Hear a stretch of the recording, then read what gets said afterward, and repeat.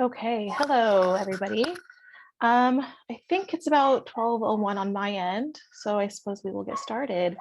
I just wanted to welcome everybody to today's AAPI Communities in Conversation, which is a series of live online conversations between writers, creators, and librarians centering Asian American and Pacific Islander voices, books, cultures, and experiences.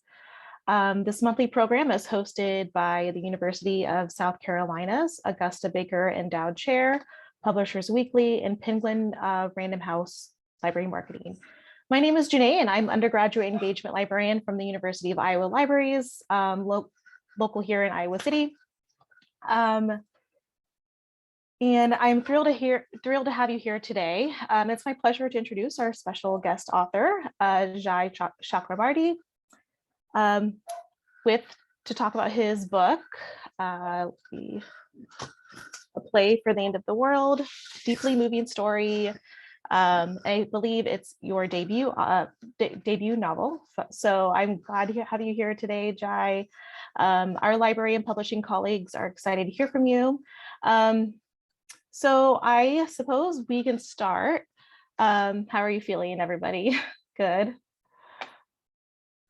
All right.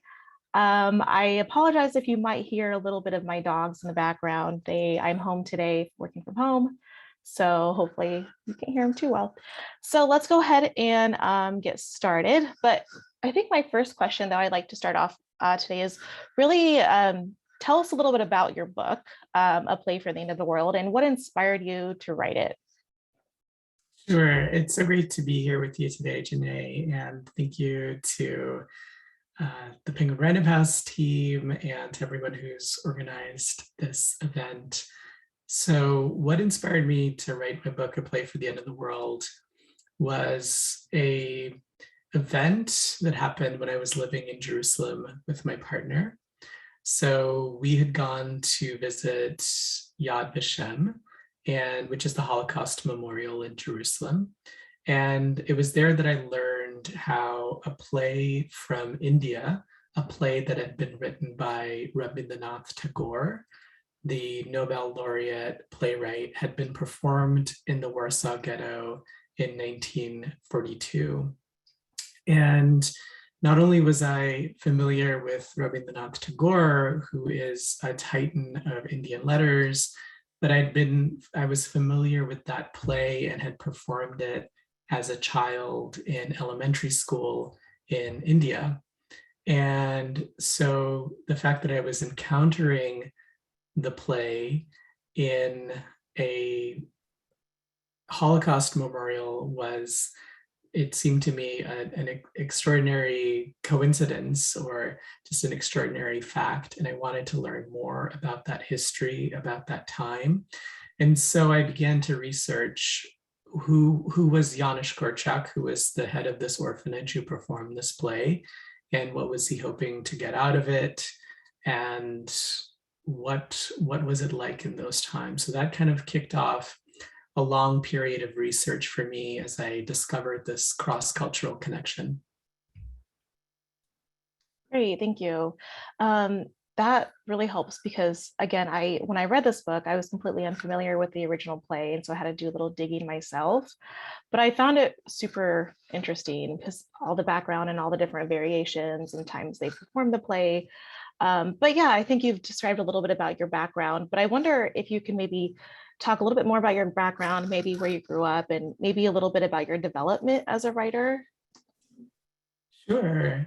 And I'll talk a little bit more about the play itself too, if that's okay. So the play that was performed in the Warsaw Ghetto is translated usually as The Post Office in English.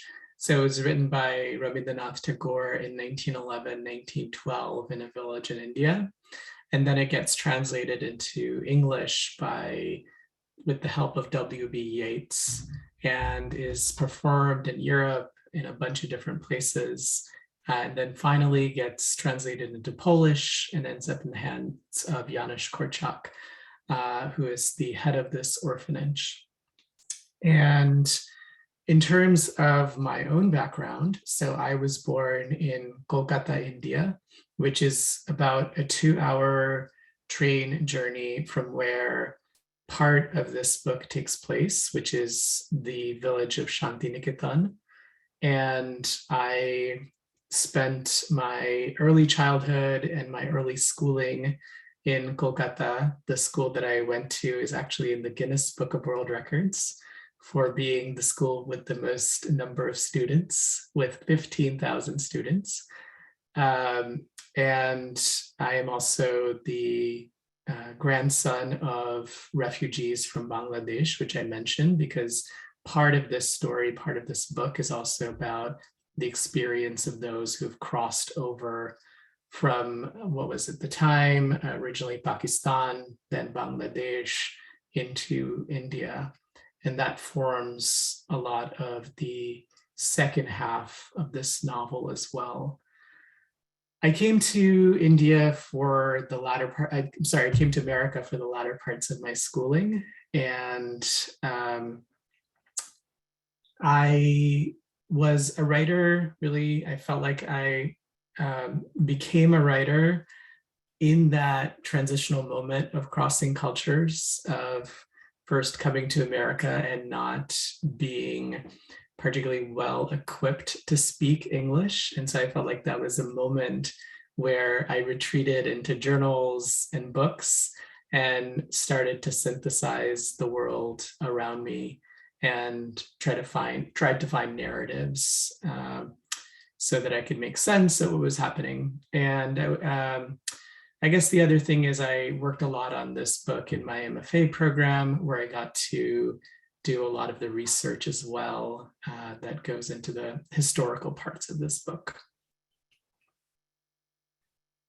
Thank you. That's really fascinating. And again, I have a totally different background myself.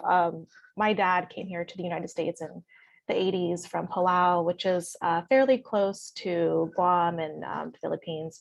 And I distinctly remember when I went there when I was about 10, there were a lot of Bangladeshi immigrants there living in Palau, and I wasn't familiar with that country at the time. So it's just interesting to hear about people's different experiences and backgrounds, and these sort of migration immigrant stories. And so that sort of leads into the other question that I had. Personally, I love historical fiction because I feel like when you have historical fiction, you're able to take these in my mind, these real historical events, and then you kind of add something a little bit more speculative at that point. Like you almost in a way imaginatively alter the outcomes of historical figures and what would have happened if this would have happened. And I was wondering if you could maybe talk a little bit about how you kind of develop the fictionalized characters of Yarik and Misha. And they were orphans situated in this real life happening, this Warsaw ghetto under the care of Korzak. And I think I was really drawn especially to Yarik, but also Misha, and what would have happened, if they had survived that, thinking back to the orphans and all those that had suffered and all those who had perished. It would have been interesting to imagine, at least in real life, maybe somebody had gone out and been able to continue living. So whenever you kind of talk about that as far as the characters of them. Sure. So Janusz Korczak was an extraordinary figure. And as I researched about his life and times, I feel I just grew closer and closer to him. Not only was he the head of this children's orphanage, he also had developed this wide pedagogy that promoted child-centered learning. And he was a contemporary of Maria Montessori. And some of the systems that we see today, I have a 6-year-old, and I think some of the systems I see happening in his school can be traced back to those conversations between folks like Korczak and Montessori, and thinking about how children learn through play. So he was, sort of an extraordinary educator and advocate for children. And he also had the strong belief that the arts were a important way to cultivate imagination. And so the children in 1942 were in this state of quarantine, and the play that Korczak chose, the play from Tagore, is about a child with an illness who's living through quarantine. So he had this strong belief that the imagination would be an important way for his children to encounter the reality of what was happening to them. And as I researched that story, I thought, what is the story that I want to tell here? Because I kept returning to the question and the gravity of this play, and how, if that play could be performed later in another time, how that might reveal something about the characters and about the moment we live in today. So, I suppose those were some of the preoccupations by which I approached the question of Yarik and Misha. I will say that in the historical record, the play was performed in July 18th, 1942. Deportations began a couple of weeks later. All the children and staff at the orphanage were rounded up on August 6th. There are no known survivors. So the novel is a departure in that way from the historical fact.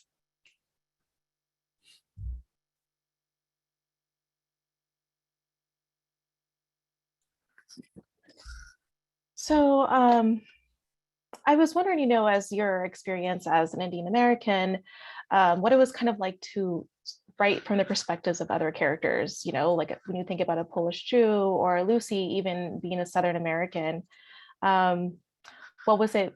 I guess what was that like process like? Was it hard to kind of imagine yourself in their situation, or did you do research to develop their mindsets or their thinking?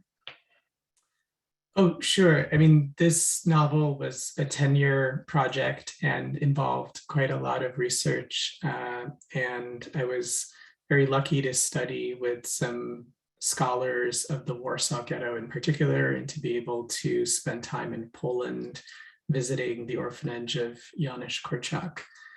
But I think fiction in general has this incredible gift where you can jump into the consciousness, or try to inhabit the consciousness of someone else, and through that experience get a little closer and develop your own sense of empathy and imagination and learn about the world.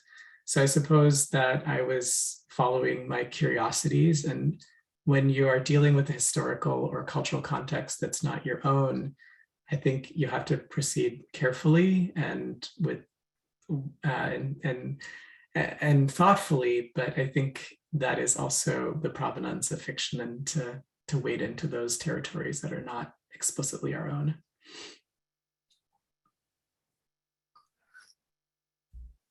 Thank you. So yeah, I think I have a couple questions left, but and a lot of these questions I kind of developed because I was also just very curious.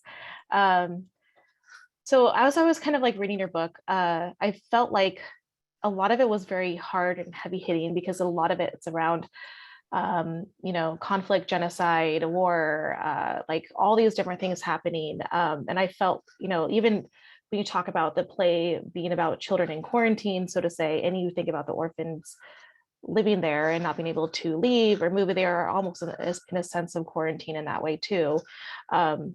And then that also reminded me of the pandemic and things like that. So all these things that were currently happening, and now, with the war in Ukraine and going on, all these things, I just felt like so many of that is sort of represented in your book in a lot of ways, and it just brings to mind.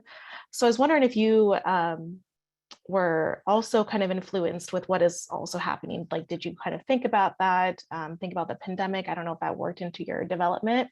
I know you mentioned it had been years writing this book, but I was wondering like what kind of influenced you as far as besides the historical accountants and things like that.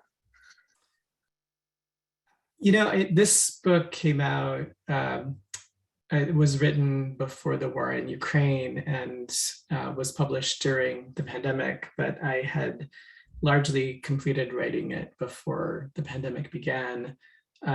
So it was interesting to go through a mini version of quarantine, and to connect in that way to what is the subject matter of the play.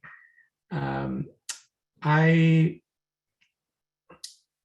I think that I was influenced by the larger history of wars and conflict, which unfortunately what we're seeing in Ukraine is an extension of rather than a specific conflict. And I was influenced in particular in India by the disenfranchisement of people who have worked the land but haven't had access to the fruits of their labor. And so there's an Indian playwright in particular who was an influence for me. His name is Safter Hashmi. So Hashmi was a playwright who performed plays in the streets of Delhi in the late 1960s, early 1970s. And his plays were about raising consciousness about workers' rights and getting people involved to raise the minimum wage and the conditions in factories and that sort of thing. And he, a few years later, he would actually be assassinated by the government for putting on these plays. So I was also influenced by the connection points between art and war and history. And in this country, I think about, for example, the Bread and Puppet Theater Company, or in Europe, the Belarusian Free Theater. There's always been these really strong links between theater groups in particular and protest movements, because this book is, of course, exploring the connections between art and protest. Thank you for that. Let's see. So the main conflict that is happening during the 70s when he goes back, that was the workers' rights, right? That was happening in India at the time around the 70s. Is that correct? Yes, and okay. I'll add that there's a movement that begins in a village in India. The village is called Nakshalbari, and it's a movement where the villagers who have been working the land but being taxed at incredibly high levels and are not getting the fruits of their labor have a violent uprising and take control of the village. What begins as a movement in a single village then spreads to the city of Calcutta.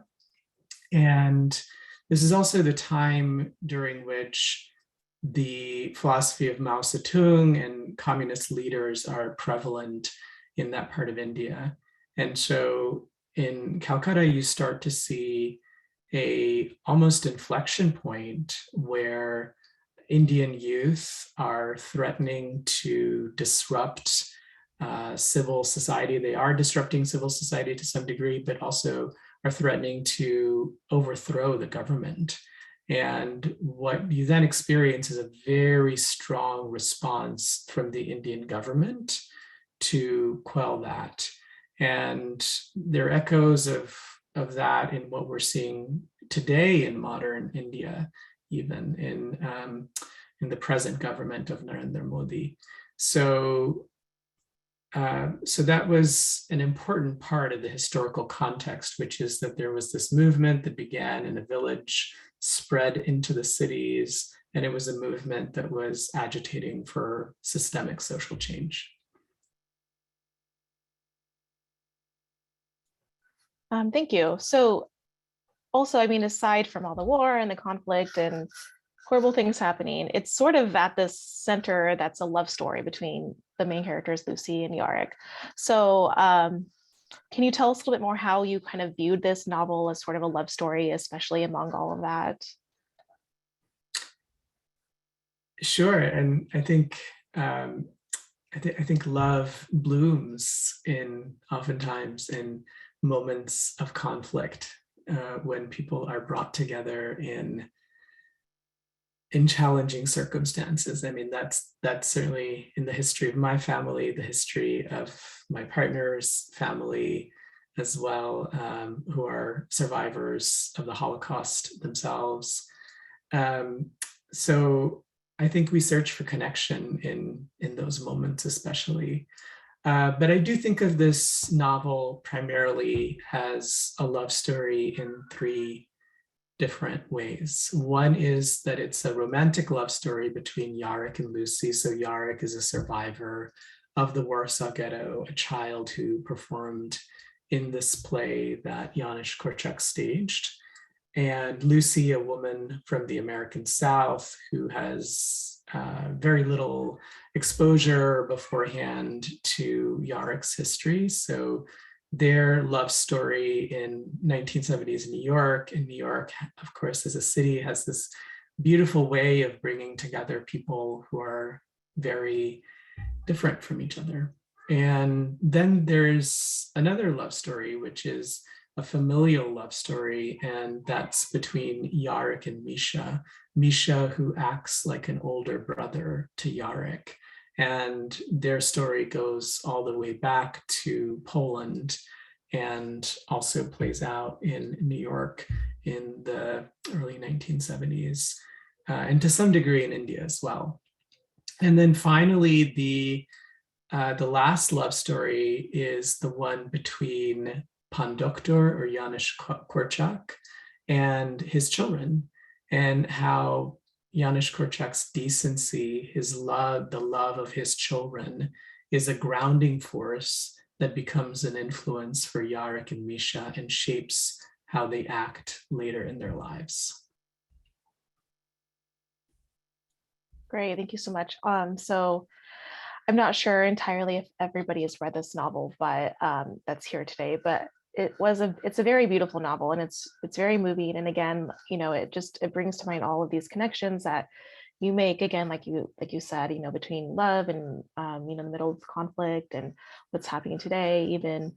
But I have just a couple more questions, and we could probably get to audience questions soon. I was wondering, if you could kind of like, if there were any kind of specific rituals or like habits that you perform throughout the writing process or as a writer.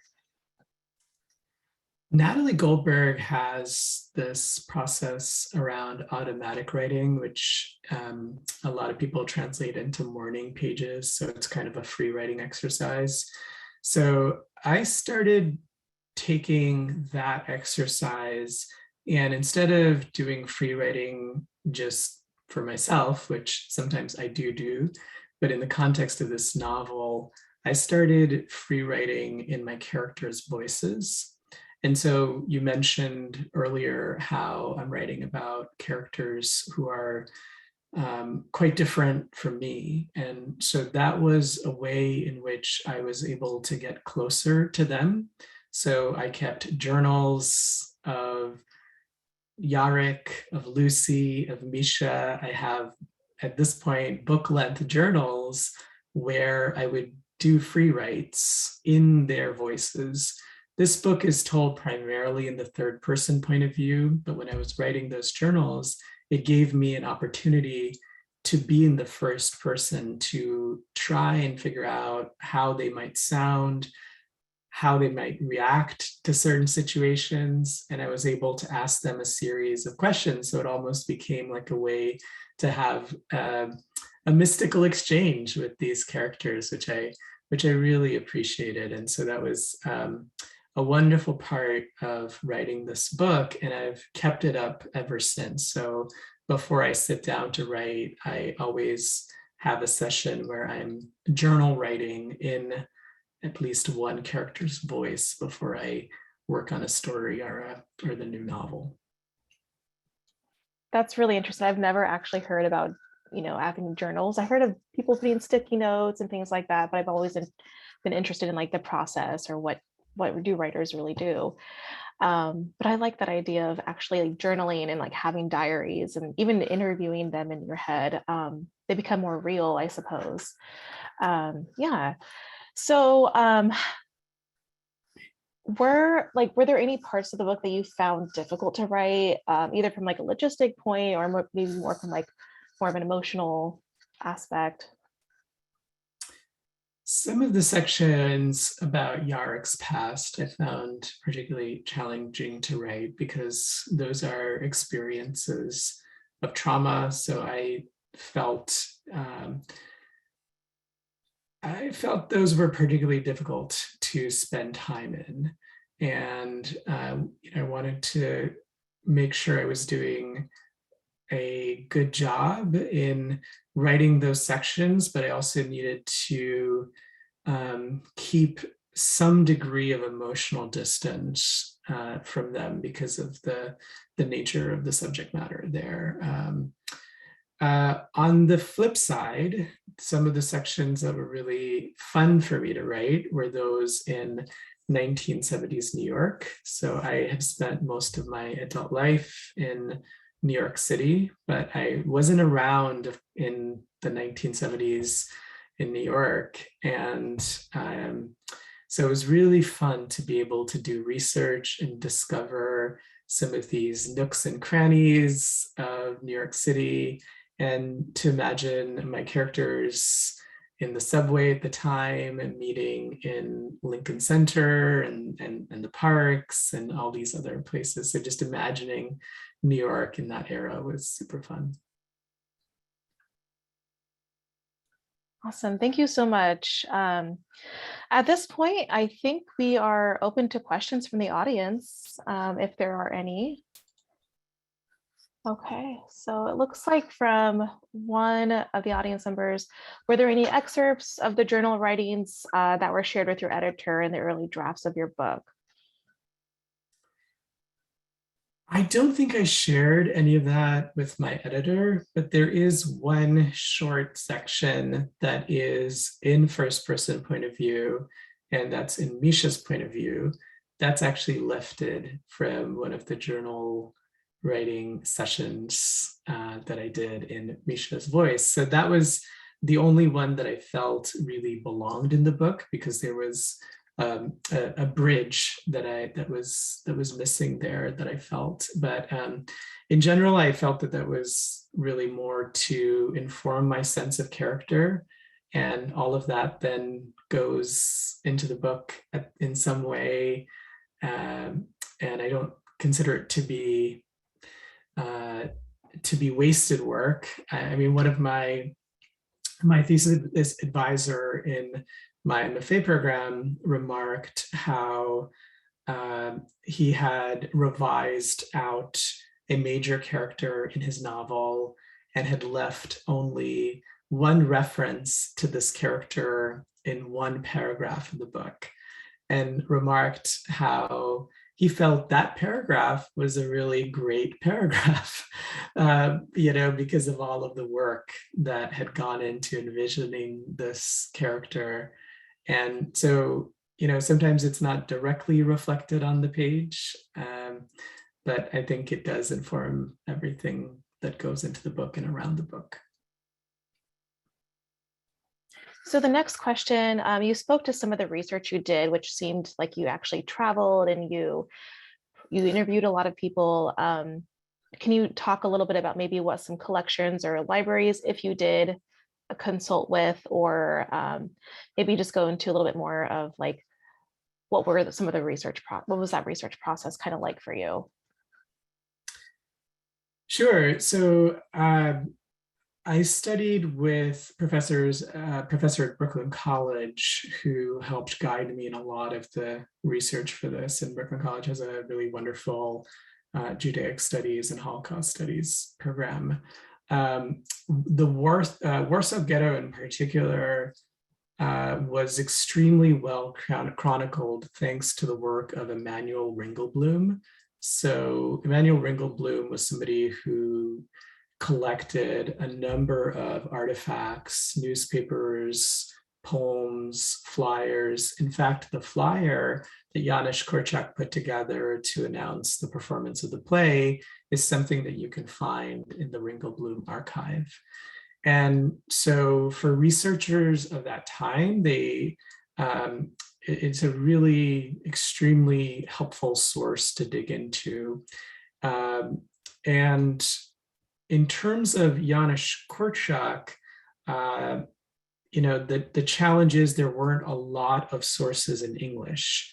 So I was fortunate to work with Korczak scholars in Poland.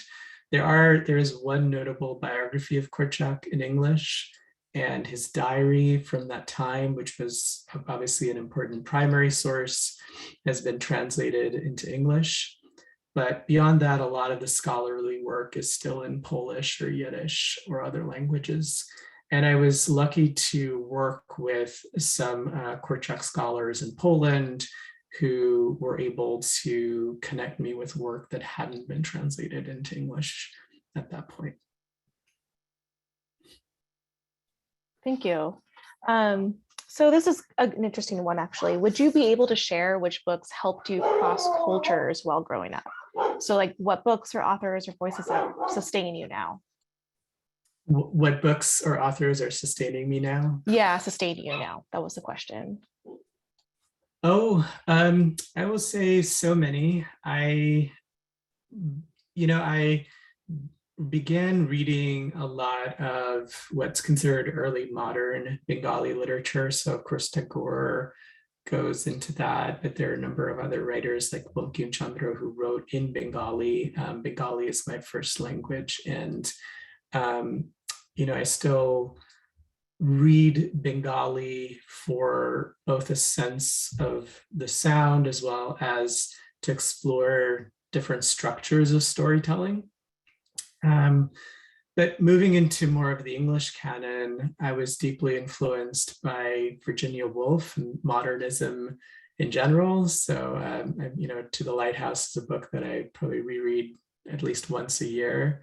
And moving beyond that, poetry in general was a big influence for me. So I was a poet before I was a fiction writer. And when I think about form and structure, I often think about poetic forms like the zuhitsu, which is a Japanese form, an associative form where you get to move around and jump around. And there's actually a section in my book that I modeled as a zuhitsu. So poetry and poetic forms have been a big influence for me as well. And more contemporary writers, folks like Michael Ondaatje, who I think satisfied the term cross-cultural writing. Many authors. I could probably go on for a long time, but I'll pause there. Great, thank you so much.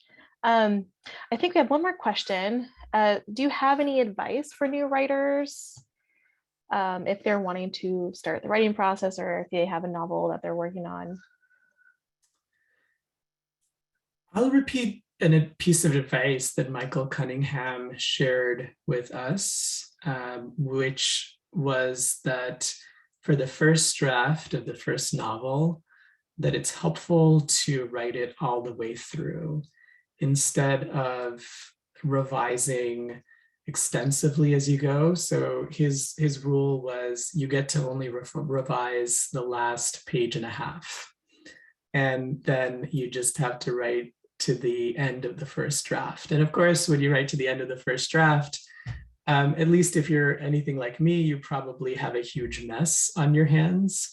But for me to know that I had a first draft was extremely helpful because it gave me motivation to go back and do that work of revision.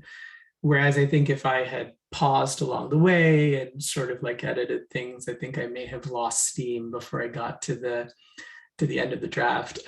As I'm working on my next novel, I'm not following that advice.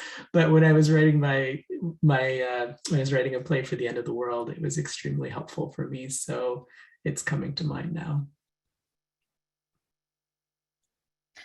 Yeah, so can you tell us a little bit more about the future projects in the works? Or are you able to? Yeah, sure. So I have a collection of short stories called A Small Sacrifice for an Enormous Happiness, also published by Knopf, that's going to be coming out in 2023. And I'm hard at work on a new novel. And it's a little too early stages to talk too much about, but it's in that exciting generative phase where anything and everything is still possible. Okay, so I don't know if we have any other questions. At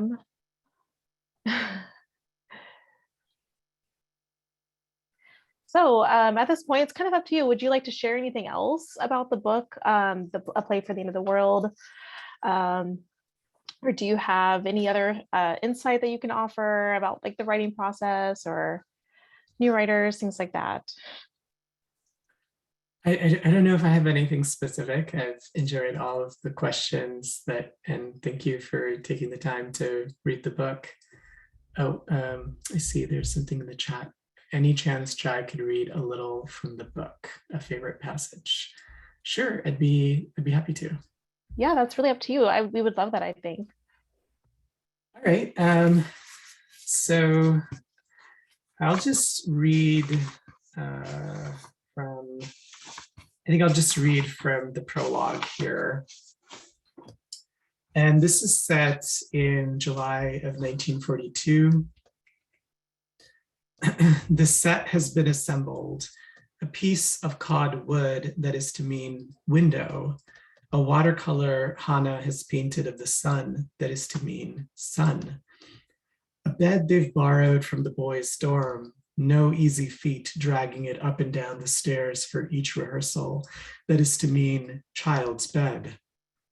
Wooden blocks Misha carved to mean child's toys.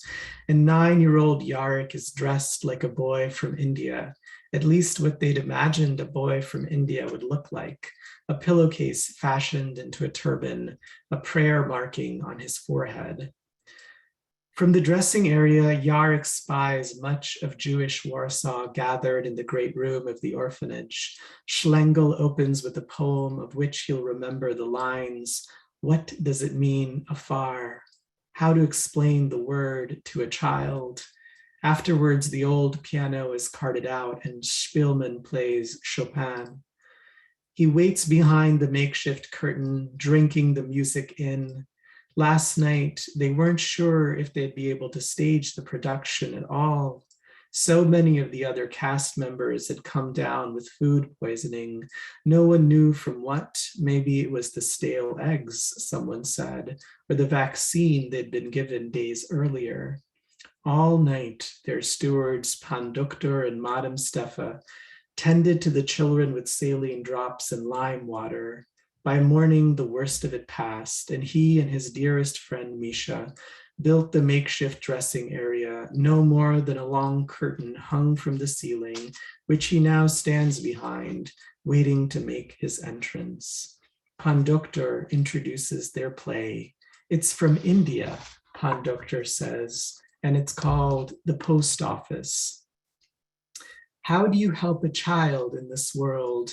How do you teach him about what's to come, the afterlife? The play's about a boy, Amal, who has an incurable disease and must stay indoors on doctor's orders. All day, Amal watches the world through his window and imagines the king will soon come to visit him. He makes friends with the villagers through his window, sees other boys playing outside and invites them near his house, offering up his toys just so he can watch them play in the dirt. This is what first caught Yarik, how generous it was to let other boys play with your favorite things. Amal is visited by a whimsical wanderer. What a fakir, one of the words of Bengali he's learned. The fakir teaches him how to play in his mind, how to imagine a faraway land across the mountain with waterfalls. Yarik has never seen a waterfall, and like the boy in the play, can only imagine what one is. Misha has tried to describe the rush of water against the mountain face, though really, what could Misha know about such things? Pandukter finishes his introduction, and Yarik goes on stage, feeling as if he's been cast under a spell. When he lies on the bed, it's as if he's no longer himself, half starving, afraid of Pandukter's health, of what the black boots will do next. Instead, he is a boy in a village in India, somewhere between life and death. He is dignified, and he is human. He is majestic, a child. All eyes are upon him as he readies to speak. Thank you all so much. Thank you so much. I appreciate that. That was very beautiful, and in fact, very lyrical. That was one of the descriptions that I did not say, but yeah, I would think it almost sounded very like poetic and lyrical. So yes, I think that's all the questions, and it might be close to time, but if there are any other questions, we might have a few minutes. But I just really wanted to thank Jai for joining us and appreciate so much all the interesting questions and talk about like the publishing or the process and everything like that. So I don't think I see anything else. So I suppose we could end it early if that's everything. Again, thank you so much. Thank you to our host as well, Dr. Nicole Cook, the University of South Carolina's Augusta Baker Endowed Chair, Publishers Weekly, and Penguin Random House Library Marketing. Also a very special thank you to the audience. We hope that you will join us next June 14th for the next AAPI Communities in Conversation with author Malaka Garib and Michelle Lee of New York Public Library. This webinar has also been recorded and can be available for future viewing as well. So again, thank you all for joining us today. Everybody have a wonderful day. Thank you. Thank you so much, Jenay. Yeah, it's great to talk to you. Thank you. Goodbye, everybody. Bye.